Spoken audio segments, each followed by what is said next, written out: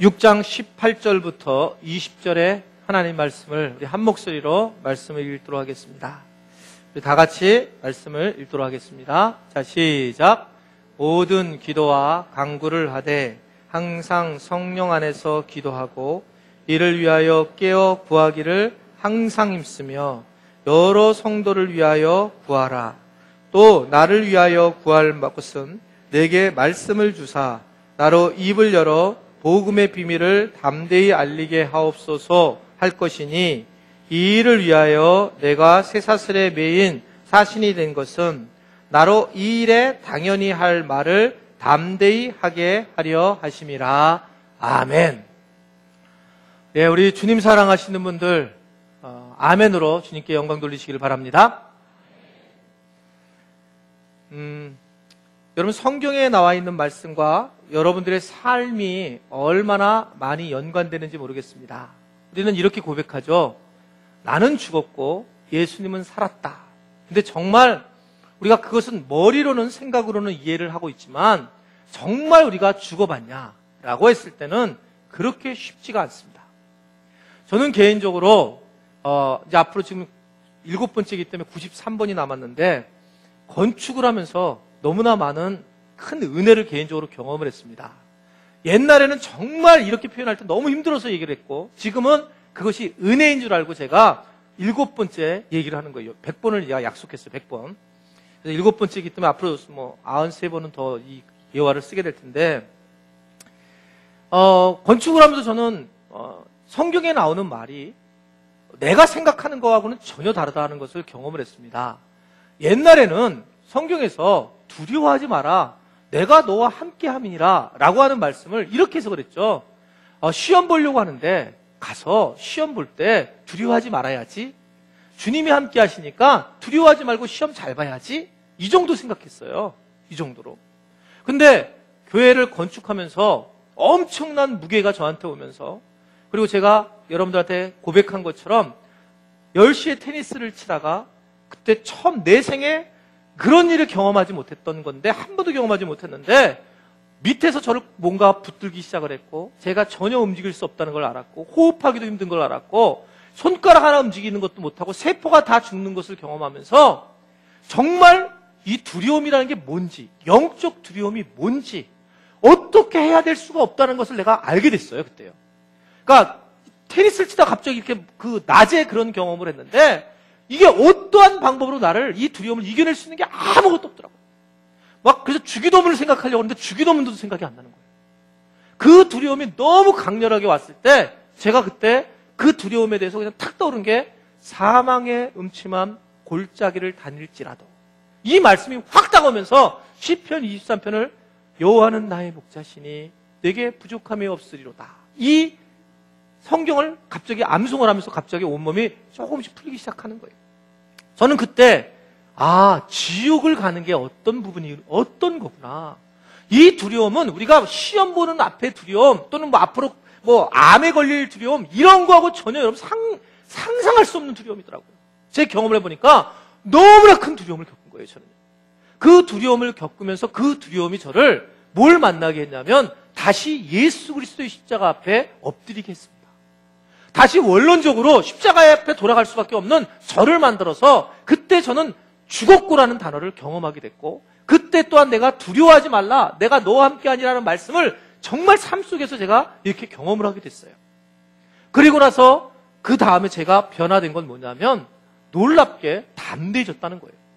그 뒤부터는 제가 모든 일에 어떠한 일에 정말 놀라울 정도로 제가 담대하게 되면서 별로 두려움이 없어지면서 그리고 주님 앞에 전적으로 의지하는 그런 모습으로 바뀌더라는 겁니다. 또 하나는 뭐가 바뀌냐면 제 기도의 방향들이 바뀌어요. 여러분 우리 교회 금요기도회에 나오신 분들 알겠지만 저희 교회 금요기도회가 여러분 개인적인 기도를 하는 경우가 없습니다. 거의 다 열방을 향해서 기도하고 하나님의 마음을 향해서 우리가 한국교회를 위해서 기도를 하고 나라와 민족을 위해서 기도하지 우리 교회 개인적인 우리 교회의 어떤 작은 부분을 위해서 기도하지 않습니다. 왜 기도의 제목이 바뀌었을까라고 하는 것은 두려움의 대상 자체 때문에 그런 것 같아요. 여러분 내가 사는 게 두려워요. 앞으로 내가 나이가 먹어서 암에 걸릴까 두려우면 늘 걱정하는 부분, 기도하는 부분이 어디일까? 그래서 하나님 내게 조금 나에게 건강 주세요. 이런 기도하겠죠. 그러겠죠. 먹고 사는 문제가 걸리면 하나님 내게 돈 주세요. 이렇게 기도하겠죠. 그러니까 우리의 기도 자체가 잘못된 게 아니라 뭐가 문제가 있냐면 우리가 하나님을 어떻게 만나느냐에 따라서 기도라는 자체도 다르게 되더라는 거예요. 그래서 지금은 제가 제 딸이 고3임에도 불구하고 제 딸을 위해서 기도한 건 한두 번도 없어요. 그냥 별로 기도하지 않습니다. 그게 왜 그럴까? 모든 기도의 방향들이 하나님이 원하시는 기도로 바뀌게 되는 것을 제 개인적으로 경험을 하게 되어 있습니다. 많은 사람들은 기도를 일반적으로 이렇게 생각하죠. 어려운 일을 당할 때, 개인적으로 힘든 일을 당할 때 하나님 앞에 기도해야지. 여러분, 이 기도도 맞습니다. 아주 중요한 기도예요, 그것도. 그 기도도 중요하지만, 그런데 정말 내가 정말 예수님 안에서 죽어봤다면, 내가 복음 앞에서 내가 정말 철저하게 죽음을 경험해봤다면 그런 기도 할 수가 없어요. 정말 중요한 기도는 자기만을 위한 기도가 나오지 않더라는 거죠. 일반적으로 그렇지 않다는 거예요. 그래서 사도 바울은 우리에게 기도하는 방법에 대해서 중요한 것, 영적인 기도하는 방법에 대해서 우리에게 알려주는 게 오늘 본문의 내용의 말씀이에요. 본문의 내용의 말씀인데 오늘 본문 18절의 말씀을 보세요. 18절 말씀. 자, 18절 말씀. 자, 노란 거부터 읽어보겠습니다. 시작. 모든 기도, 어떠한 기도인지 모든 기도와 간구를 할 수 있다 이거예요. 개인 기도도 할 수 있다는 거예요, 사실은요. 그런데 뭐를 어떻게 기도하라고? 빨간색.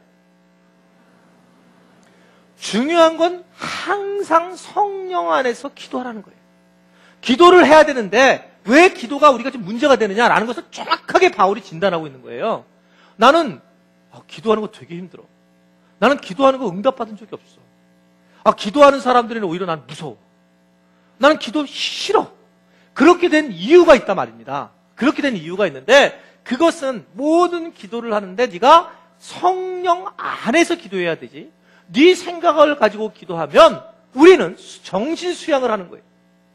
정신 수양을 하는 정도의 기도밖에 될 수 없다. 그래서 성령 안에서 기도해라 라는 것을 사도 바울이 에베소 교인들한테 이야기하는 거예요. 기도를 하는데 성령 안에서 기도해라. 그럼 이 말을 에베소 교인들이 알아듣기 쉬울까요? 도대체 못 알아듣는 거예요. 이게 무슨 소리인지. 그러니까 사도 바울이 자기 예를 듭니다. 이 에베소서는 옥중서신입니다. 감옥에서 사도 바울이 쓴 글이에요. 감옥에서. 그러니까 바울이 이렇게 하는 거예요. 야, 내가 감옥에 갇혔는데 너희들 제발 이렇게 기도하지 마 라고 한 게 오늘 에베소 6장 19절의 말씀입니다. 19절에 뭐라고 얘기하는지 한번 보세요. 19절 말씀. 자, 시작.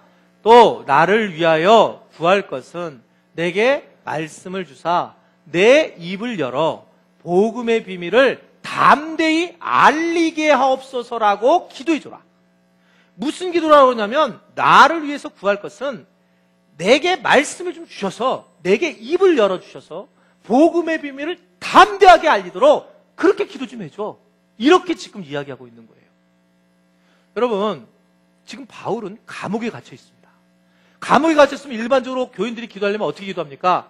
하나님, 우리 바울 선생님, 우리 바울 목사님을 꼭 좀 빼게 해주세요. 우리 지금 교회가 흔들리고 있어요. 이렇게 기도하는 게 당연하잖아요.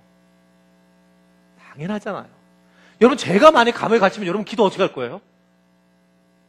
그냥 그곳에서 푹 쉬셔서 그 복음의 비밀을 담대히 전하게 해주세요. 그곳에 계세요. 이렇게 기도할 수가 일반적으로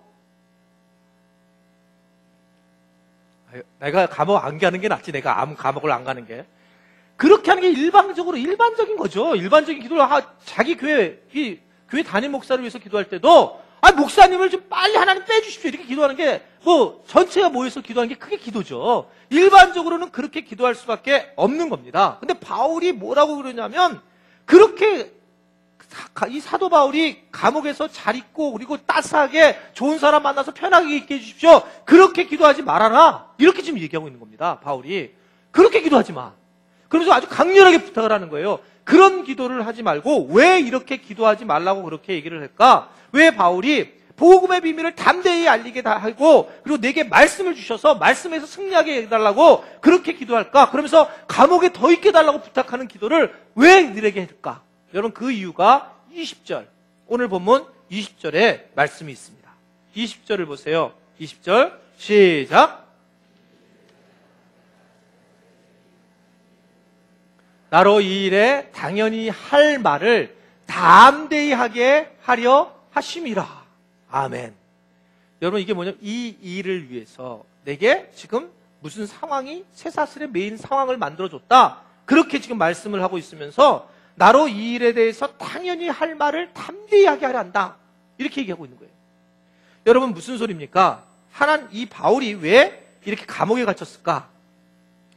우리가 생각하지 못하는 행동이 나오더라는 거예요. 당시 로마는 최고의 나라였습니다. 로마는 모든 법과 길이 로마 하나로 통하게 되어 있었고 전 세계를 주물르고 있는 게 로마였습니다. 사도 바울이 예수 그리스도의 복음을 전하기 위해서는 어떻게 될까라고 생각했을 때 로마에 가서 복음만 전하면 되는 거예요. 로마에 가서. 거기서 만약에 로마에서 복음만 딱 들어가게 되면 전 세계로 복음이 흐를 거다. 이게 뭐 뻔한 겁니다. 근데 가려고 하니까 방법이 없는 거예요. 가려고 하니까. 그런데 어떻게 될지 모르지만 이 바울 자체가 이제 감옥에 갇히는 상황이 됐습니다. 이것은 아마 사도 바울이 하나님 앞에 간절히 기도했을 거예요. 하나님, 내가 복음을 전하고 담대히 복음을 전하는 자로 세워주십시오 라고 기도했을 때에 하나님께서 하나님의 방식대로 이 지금 바울을 감옥까지 이끄는 것을 사도 바울은 알고 있는 거예요. 근데 다른 사람은 모르는 겁니다. 그러니까 엉뚱한 기도를 할 것 같으니까 바울이 빨리 급한 마음으로 에베소에다가 이 편지글을 쓴 거예요. 야, 니네 기도, 나를 좀 이곳에 나오라고 기도하지 마. 내가 왜냐면 나를 담대하게 오히려 복음 전하도록 기도해야지, 너희들 그렇게 기도하면 안 돼! 라고 지금 사도 바울이 얘기하고 있단 말입니다. 여러분, 우리는 알죠? 어떻게 바울이 로마에 가서 복음을 전하게 됐는지. 사실은 바울이 무슨 티켓 끊을 돈도 없어요. 로마까지 갈. 근데 알아서 이 바울이 죄수의 몸이 돼가지고 알아서 그들이 이 바울을 갖다가 276명 실은데 같이 실어줬고, 그리고 그는 로마에 결국 가게 됩니다. 여러분, 로마에 가서 어떻게 가이사 앞에서, 어떻게 원로원 앞에서 복음을 전할 수 있겠어요? 전할 수 있는 방법이 없죠. 그곳에 가서 내가 복음을 전하겠습니다 이래서 전할 방법이 없단 말입니다. 근데 사도 바울이 그곳에 끌려갔어요. 그곳에 있는 케사르, 가이사가 얘기를 하죠. 뻔하게 여러분 얘기하겠습니다. 바울이 왔는데 바울에게 물어보겠죠. 야, 너도 이름이 뭐냐? 바울인데요. 너 여기 왜 왔니? 너 네 죄를 알겠지? 예, 아는데요. 네 죄가 뭔데? 물어보겠죠. 그럼 바울이 그 물어보는 것에 대답을 하겠죠. 제가 하나님 되게 잘 믿었던 사람인데 예수 믿는 것들이 있다고 그래갖고 내가 죽이러 가던 길이었는데 담에색을 막 지나가는데 호련히 한 빛이 보이더라고요. 그곳에서 누군가 찌릉 얘기하는데 딴 사람 못 듣고 나만 들었는데요. 나한테 내가 예수라고 얘기를 하더라고요. 그래서 내가 이렇게 얘기했겠죠. 짧게, 좀 빨리 안 내게. 천천히 그런 이야기들을 했을 겁니다. 여러분, 케사르 앞에서, 이 원로원들 앞에서 복음을 전하게 됐단 말입니다. 뻔한 거죠. 하나님이 하신 방식이 아니라 하나님이 하는 방식이기 때문에, 사람이 하는 것이 아니기 때문에 사도 바울은 거기서 정확하게 복음을 전할 장소를 얻고 복음을 전한 모습을 보여줬단 말입니다. 여러분, 이게 하나님의 사람, 하나님의 지혜와 사람의 지혜. 근데 사람의 생각을 가지고 기도를 하면 큰일 나는 겁니다. 지금 바울이 오히려 내게 기도할 것은 그때 아주 담대하게, 복음의 비밀을 아주 담대하게 전하게 기도해줘야지, 하나님, 사도 바울을 좀 이 감옥에서 빼주세요, 이렇게 기도하지 마라. 그 얘기를 하고 있는 거예요. 여러분, 이게 지혜롭지 못한 사람과 지혜로운 사람들의 기도가 얼마나 차이가 나느냐라는 것을 보여주는 것입니다. 저는 이번에 하여튼 정치적인 얘기를 하고 싶지는 않지만 기독당을 만드는 것을 보고 뒤집어지더라고. 여러분, 기독당을 만들지 말고 좀 개독당을 만들어 따로 하든지, 진짜. 이게 여러분, 기본만 알아도 할 수가 없는 거예요. 여러분, 성경에 어떻게 정치에 가서 정치가를 그곳에 가서 당을 만들어서 그래서 그걸 변화시키는 말이 어디에 있습니까? 성경은 말하기를 우리가 다른 사람들의 성김의 모범을 보여서 빛과 소금의 역할을 해야 된다고 얘기를 하지, 어디 정당을 만들어가지고 국회의원을 보내가지고 그곳에서 국회에 보내가지고 반대라고 그런 얘기한 적이 없어요. 하여튼 찍으라 찍지 말라 걸리나 이거? 만약에 반대로 기독당 말고 불교당하고 천주교당이 나오면 이게 어떻게 되겠습니까? 그러니까 이해가 안 되는 거죠. 여러분, 이 세상을 바꾸는 것은 정치가 바꾸는 게 아니에요. 우리의 섬김을 통해서 바뀔 수 있는 것입니다. 그래서 우리로 하여금 네가 세상의 빛과 소금의 역할을 하라고 이렇게 얘기했는데 엉뚱한 단어가 합니다. 왜 그러냐면 이것이 그들이 몰라서 그래요. 하나님의 지혜가 없고 세상의 지혜만을 가지고 있기 때문에 그렇다는 겁니다. 그래서 바울도 답답하고 걱정이 되는 거예요. 야, 너 지금 내가 급한 일이 있고 고난이 있다고 해서 기도를 하는데 급하게 기도하지 마라. 그게 아니다. 하나님께서 내게 알려주신 지혜가 있는데, 지식이 있는데, 그거 복음을 내가 전하게 담대하게 전하고 기도해야지. 그렇게 기도하면 안 돼. 기도하는 방법을 네가 모른다 너희들이 라고 하는 것을 알려주고 있는 겁니다. 여러분, 기도라고 하는 것은 정말 우리가 나중에 하나님 나라 가면 많은 사람이, 조지 밀러도 그런 얘기했고 많은 사람이 그런 얘기하는데, 하나님 나라에 가서 정말 후회할 게 뭐냐면 딱 하나죠. 다 우리가 모르는데 딱 하나가 정말 후회할 거래요. 기도하지 못한 것. 야, 이게 정말 기가 막혔는데 기도를 하지 못했구나. 이게 후회한다라고 하는 사람들이, 많은 위인들이 그런 얘기를 해요. 성경의 위인들이. 사실은 그래서 기도라는 건 굉장한 능력이 있습니다, 여러분. 우리가 하나님의 뜻이 아닐지라도 기도해도 능력이 있어요. 그래서 바울이 기도하지 마! 이러는 거예요. 그렇게 기도하지 마! 막은 거예요. 왜냐하면 기도라는 자체가 너무나 능력 있고 힘이 있기 때문에. 여러분이 실제 있었던 일인데 2002년도에 이 미국에서 잭이라고 하는 한 어떤 사람이 세계에서 최고로 많은 액수의 로또를 당첨했습니다. 세계에서 최고로 많은 돈을 받았어요. 그 액수를. 그게 얼마냐면 세금을 빼고 1억 1,300달러, 300만 달러를 받았어요. 우리나라 돈으로 하면 한 1,100억. 별거 안 되죠.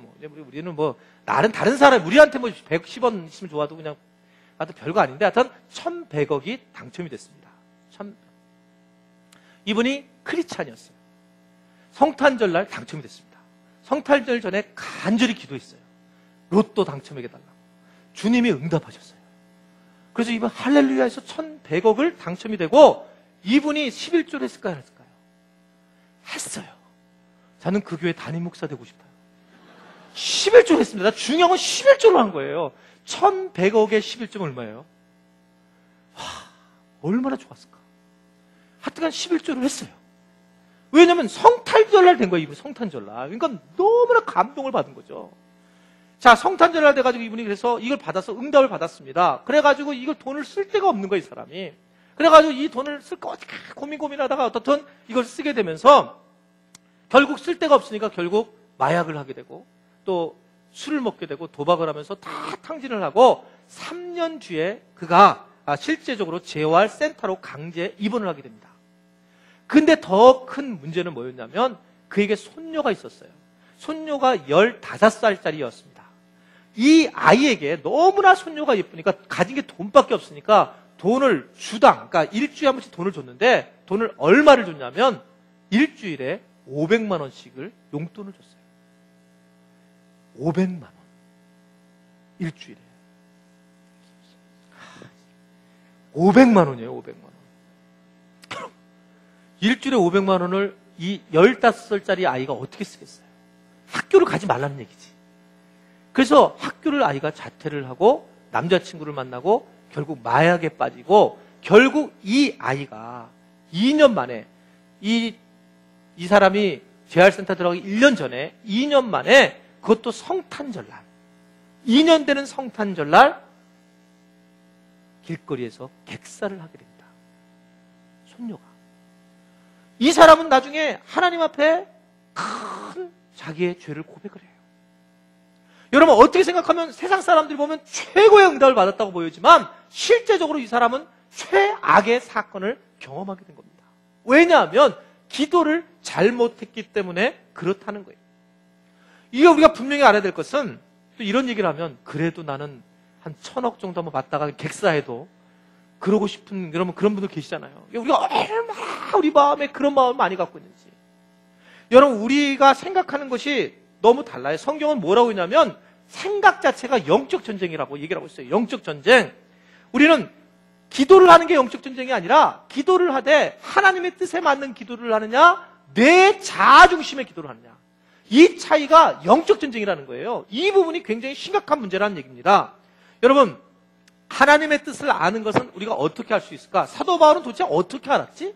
사도 바울은 어떻게 이 로마에 가서 그가 갇혀서 어떻게 복음을 전하게 될지를 어떻게 알았을까? 그걸 아는 방법은 아주 간단합니다. 하나님의 뜻을 알 수 있는 것은, 한번 저를 따라하겠습니다. 성령님을 경험해야 합니다. 성령 충만해야 돼요. 성령님의 기름 부심을 받아야 됩니다. 성령님이 함께 해야지만 하나님의 뜻을 알 수 있어요. 내가 통바울 돼서 아는 게 아니라 하나님이 함께 하시고 성령께서 내게 임했을 때에, 그때 사도 바울은 성령님이 길을 부어주시고 가르쳐 주셨다. 성령 하나님께서, 왜냐하면 하나님을 누가 하냐? 하나님 영 외에 누가 알리요? 그렇기 때문에 성령님께서 그에게 알려주실 거라고 분명히 우리가 알 수가 있습니다. 여러분, 성령 받지 못했을 때 우리 모습이 어떤 줄 아세요? 베드로를 한번 예를 들어보면, 여러분 잘 알죠? 베드로 수제자입니다. 베드로가, 예수님이 이제 이 제자들에게 얘기를 하죠. 야, 내가 십자가를 좀 져야 될 거다. 난 죽을 것 같아, 십자가에. 그랬더니 베드로, 성령을 경험하지 않은 베드로가 한 말이 마태복음 16장 22절에 이렇게 나옵니다. 베드로가 한 말이에요. 자, 시작. 베드로가 예수를 붙들고 항변하여 이르되, 주여 그리 마옵소서, 이 일이 결코 주께 미치지 아니하리이다. 예, 아주 기가 막히게 잡았어요. 베드로가 정말 멋지게 잡았어요. 어떻게 보면 너무나 당연한 얘기죠. 제자가 스승에게 배려해서 한 말입니다. 그런데 여러분 잘 보세요. 이게 정말 좋은 의도로 베드로가 했는데, 여러분들이 좋은 의도로 기도했는데 어떤 일이 벌어지는지, 그 다음 절을 예수님의 반응입니다. 16장 23절 말씀, 예수님께서 하신 말씀입니다. 시작.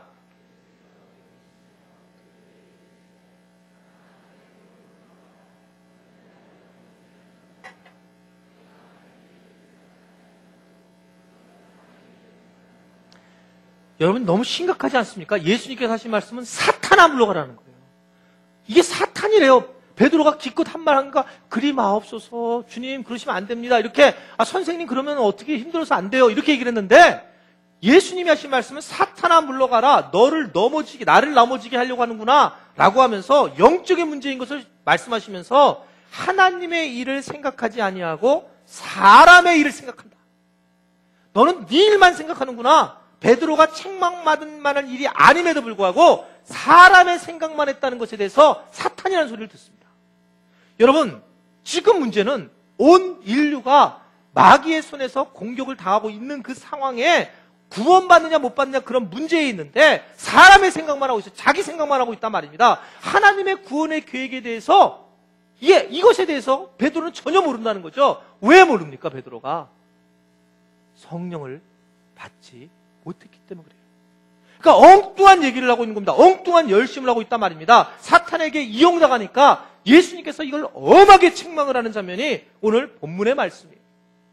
여러분, 왜 베드로가 이렇게 이해할 수 없었을까? 성령이 아니하고서는 도저히 하나님의 뜻을 알 수가 없기 때문에 그렇습니다. 왜 많은 사람들이 교회를 다니면서 문제를 일으킬까요? 왜 많은 사람들이 교회를 다닌다고 하면서 아무런 변화가 없을까요? 왜 많은 사람들이 신앙생활을 한다고 하면서도 왜 기쁨이 없을까요? 여러분, 그 중에 중요한 핵심 하나가 있는 건 뭐냐면, 저 사람이 예수를 믿고 복음을 만났음에도 왜 기도하는 것은 하지를 못할까? 그 이유는 성령이 충만하지 못하기 때문에 그렇습니다. 성령님을 경험하지 않으면 여러분 복음을 만날 수는 있을지 모르지만, 그러나 거기서 끝마치고 아무런 변화가 없다라고 하는 거예요. 이걸 우리가 어떻게 알 수 있습니까? 예수님이 돌아가신 후에 도망 다녔던 제자들이 성령을 받고 나서 도대체 어떻게 여러분 변화되죠? 여러분, 예수님이 십자가에 달려 돌아가시니까 이들이 두려웠어요. 자기 문제가 두려워서 이들이 엠마오로 도망가고 여러 데로 다 제자들이 도망갔는데 성령님이 임하게 됐습니다. 그리고 제자들이 변하는 것은 뭐였냐면, 가는 곳마다 이 제자들은 복음을 전했어요. 가는 곳마다 그들이 전도학교를 나오지 않았지만 복음을 전했습니다. 복음이 너무 강렬하게 전하고 성령님께서 그 복음을 전하게 되니까 이 관리원들이 제자들을 불러요. 제자들을 불러가지고 뭐라고 했냐면, 공권력을 투입하겠다는 거예요. 너희들이 자꾸 이런 식으로 세상을 혼돈시키고 미혹시키면 공권력을 투입시키기 전에 예수를 이름이라는 소리를 내지 마라. 예수라는 소리를 내지 마라. 라고 붙들면서 공권력 투입에 대한 임박성에 대해서 이야기를 해요. 그런데 이제 죽을 줄 알아. 그때는 걸려 들어오기만 하면 끝나는 거다. 그런 상황에 이들이 있는 두려운 상황이 됩니다. 여러분, 그랬던 베드로와 제자들이 어떻게 기도하는지를 보세요. 어떻게 기도를 하는지 놀라운 변화입니다. 사도행전 4장 29절과 31절을 보시면 이들이 이렇게 기도가 바뀌어요. 자, 한번 읽어보겠습니다. 시작.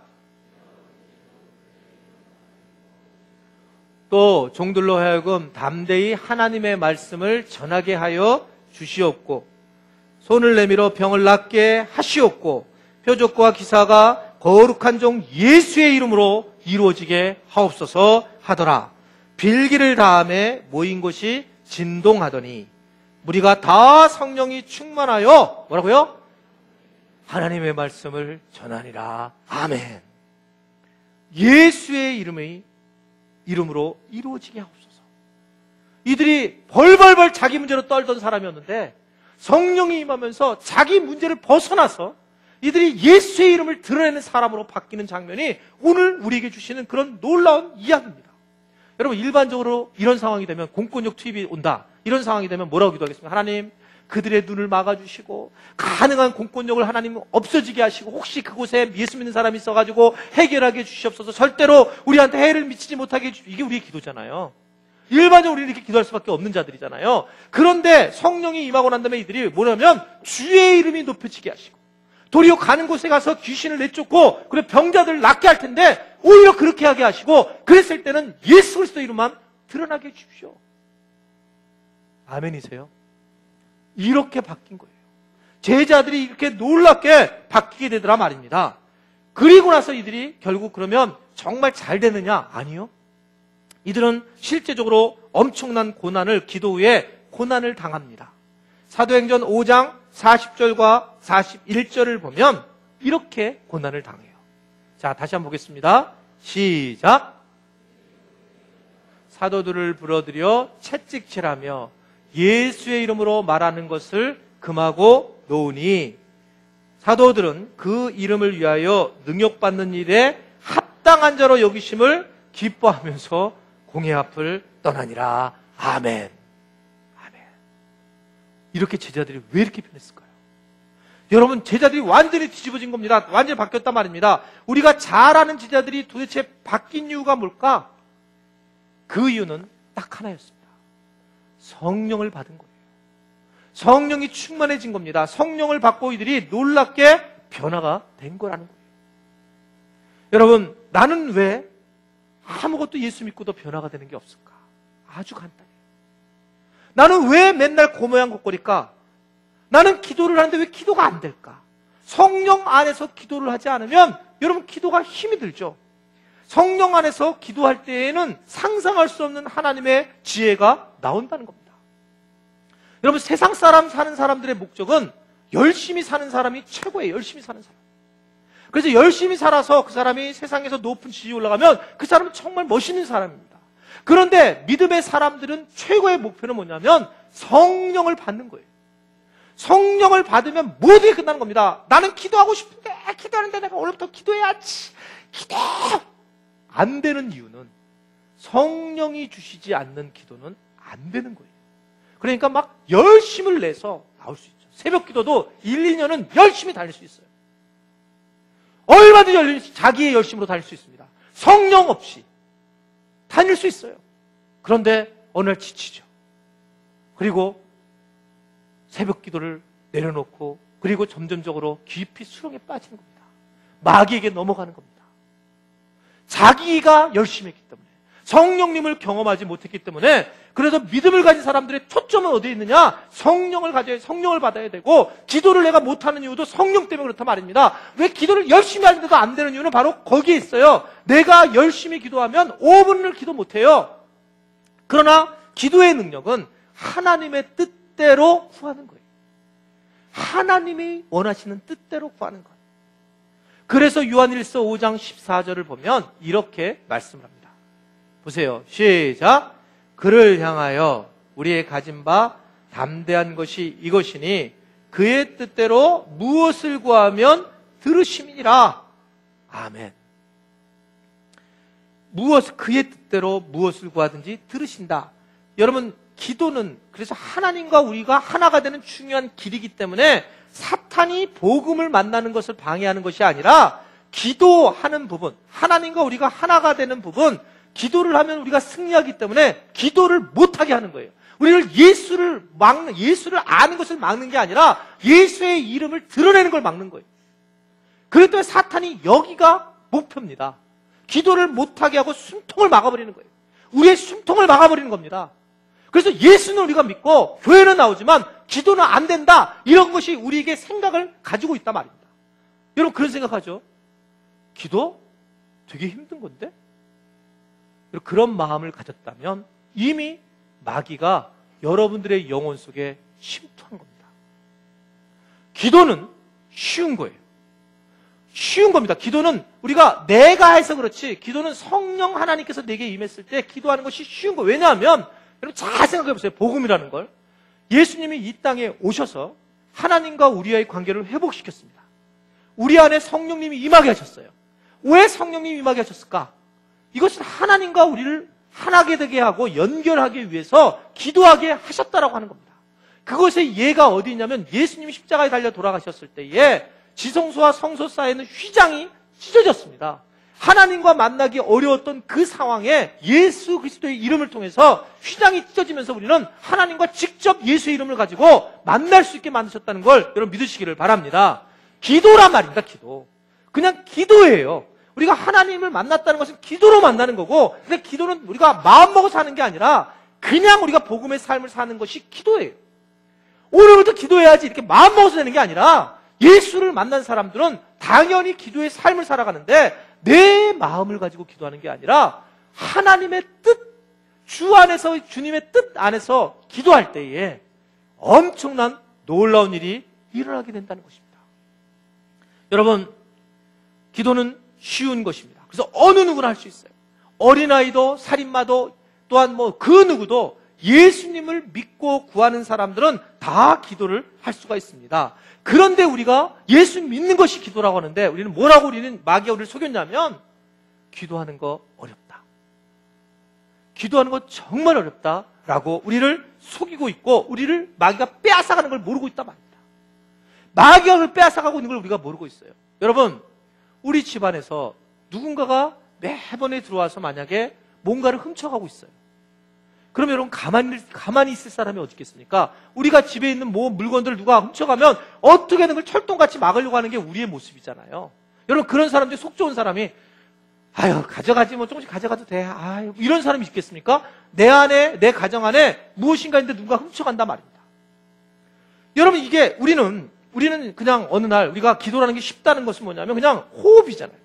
기도는 하나님의 성령을 우리가 받게 되면 그냥 호흡하는 것처럼 이렇게 하는데 어느 날 마귀가 우리의 목을 쫙 조이는 거예요. 조이니까 힘드네 기도하기. 주야 힘들어 죽겠네요.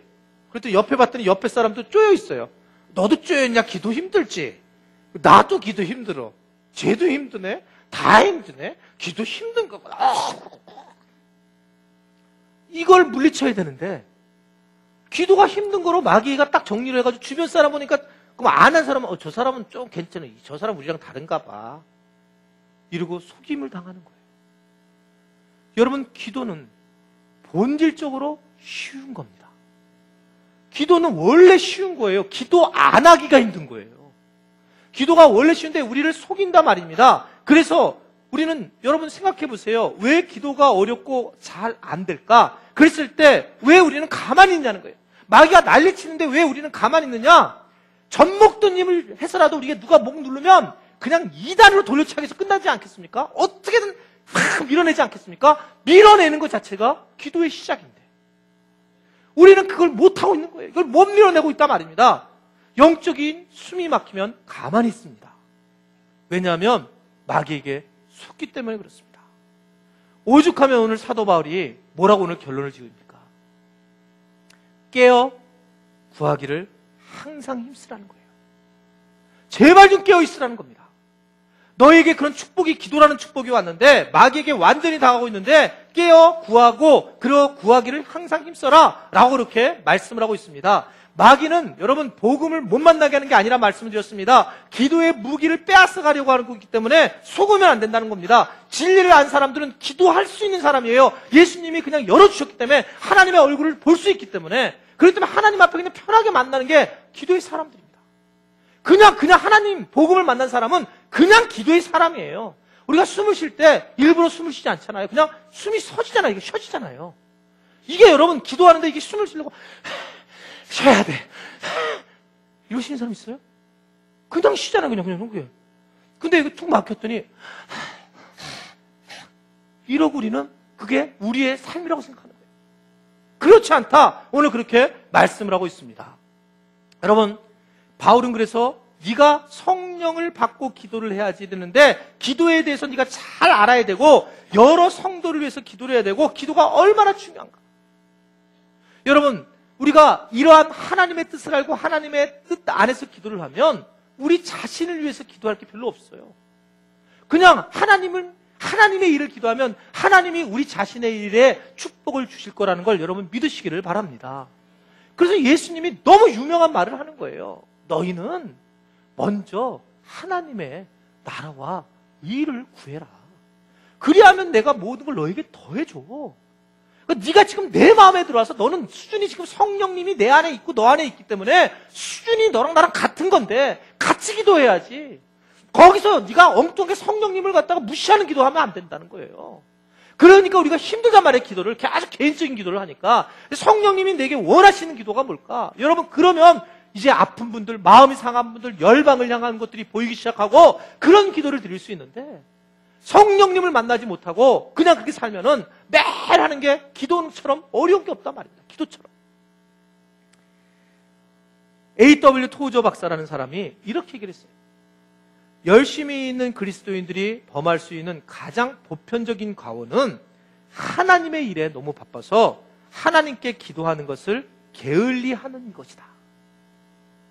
여러분, 이렇게 하나님을 기도하기를 등한히 여기는 사람들은 조만간 하나님의 일에 대한 의욕조차 잃어버리고 시험에 들게 될 것이다 라고 말씀하고 있습니다. 공감되는 부분입니다. 여러분, 교회를 위해서 봉사하는 것도 기도하면서 하는 게 봉사예요. 기도 없이 봉사하면 시험이 되고요. 그래서 기도를 하게 되면 성령님께서 알려주세요. 무엇을 하기를 원하는지. 근데 대부분 교회에서 여러분 기도 없이 하잖아요. 그러면 그분은 자기 열심을 했기 때문에 곧 자기의가 드러나기 때문에 계속 입이 안양까지 뻗쳐 있어. 안양까지. 왜냐하면 그게 자기를 위해서 하는 거니까요.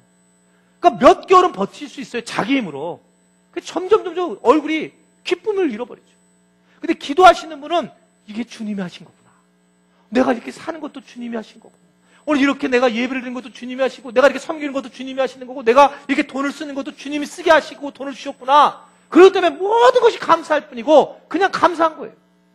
기도하시는 분들은 그렇단 말입니다. 근데 기도를 안 하고 하면은 모든 것이 다 어려워지는 거예요.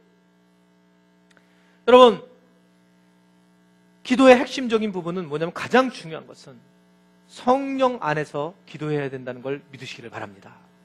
내 기도를 자기 자아를 드러내고 자기 자아를 만족시키는 기도가 아니라 성령님이 어떻게 원하시는가, 이걸 기도하고 기도하는 것이 중요한 기도고, 그 기도는 기도할 때 이미 응답을 받은 거예요. 왜냐하면 성령님이 원하신, 하나님이 원하시는 기도를 우리가 하고 있기 때문에. 여러분, 이거 가장 중요한 것은 그래서 뭐냐면, 예수님이 그런 말씀했어요. 네가 기도를 하려고 마음 먹고 작정하는 게 아니라 더 중요한 건 뭐냐면, 네가 내 안에, 내가 네 안에 있는 걸 알아야 된다.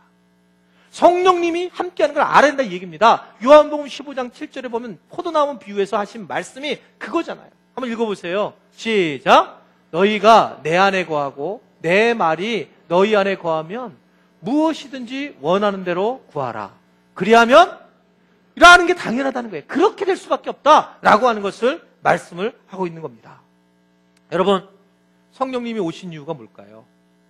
성령님 우리에게 오신 이유가 막 그냥 능력을 행해가지고 막 병 고치는 그러기로 원했을까요? 근본적으로 원하는 게 뭡니까? 성령님 오신 이유. 내가 성령님을 받는다, 성령님이 오신 이유, 그것은 뭐 때문에 오냐면 기도 때문에 오신 겁니다. 성령님은 기도의 영이세요. 내가 복음을 만나고 성령님을 경험했다면 당연히 기도를 할 수밖에 없다라는 겁니다. 성령을 받은 분들은 기도를 할 수밖에 없어요. 로마서 8장 26절을 보시면 성령에 대해서 이렇게 말씀합니다. 보겠어요? 시작.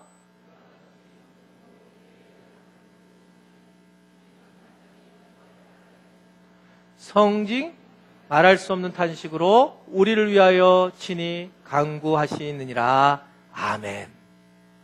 성령님이 우리를 위해서 기도하신다. 아, 성령님은 기도의 영이시구나. 그 성령님이 우리 안에 있어야 하는 것을 여러분 분명히 알 수 있기를 바랍니다. 여러분, 가장 좋은 게 뭘까? 이 세상에서 가장 중요한 게 뭘까? 그 가장 중요한 것이 뭐냐? 예수님은 분명히 성령이다 이라고 분명하게 말씀을 하고 있어요. 성령이 우리 안에 임하게 되면 우리는 성령님이 원하시는 기도를 하게 되고, 사도 바울처럼 우리가 좀 더 한 발짝 나가서 하나님이 원하시는 것이 뭔지 알기 때문에 우리에게 고난이 와도 별로 이게 고난으로 받아들이지 않는다는 거예요. 그게 성령이 임할 때 가장 크게 주시는 축복이다. 그래서 너희가 성령을 좀 구해야 된다. 예수님이 가장 강조한 게 뭐냐면, 내가 떠나서 성령이 오는 게 너에게 유익하고, 성령을 너희가 구해야 되고, 성령으로 기도해야 되고, 성령으로 기도할 때 응답이 올 것이고, 이 땅에서 너희가 승리할 것이다 말씀하고 계시는 겁니다. 왜 내가 변하지 않을까? 성령을 구하지 않았기 때문에. 예수님이 누가복음 11장 13절에 뭐라고 얘기를 하십니까? 결론이에요. 시작. 너희가 악할지라도 것을 자식에게 줄 알거든 하물며 너희 하늘 아버지께서 구하는 자에게 성령을 주시지 않겠느냐 하시니라. 구하는 자에게 성령을 주시지 않겠느냐? 구하는 자에게. 여러분, 기도하는 것이 어렵습니까? 그것은 마귀가 여러분을 속인 거예요. 여러분, 마귀에게 속은 겁니다. 성령님이 우리를 위해서 기도하고 계시는 겁니다. 우리가 할 수 있는 것은 성령님 어서 오십시오, 성령님 제게 임하여 주십시오 라고 해서 성령님이 내게 임하게 될 때에, 그렇게 기도하게 될 때에 오늘 주님은 뭐라고 말씀하냐면, 구하는 자에게 당연히 성령을 선물로 주지 않겠느냐라고 말씀을 하고 있는 겁니다. 어린아이들이 배가 고플 때 울기도 하고, 또 대소변을 봤을 때 울기도 합니다. 어떨 때는 무서운 마음이 들 때도 울기도 해요. 근데 그 아이가 사실은 누구만 오면 되냐면, 엄마만 오면 다 끝나는 겁니다. 우리의 모습이 그런 거예요. 우리가 여러 가지 기도의 제목들이 있지만, 성령님을 만나면 성령님을 통해서 우리의 모든 문제가 해결된다는 것을 믿으시기를 바랍니다. 성령님이 가장 중요해요. 성령.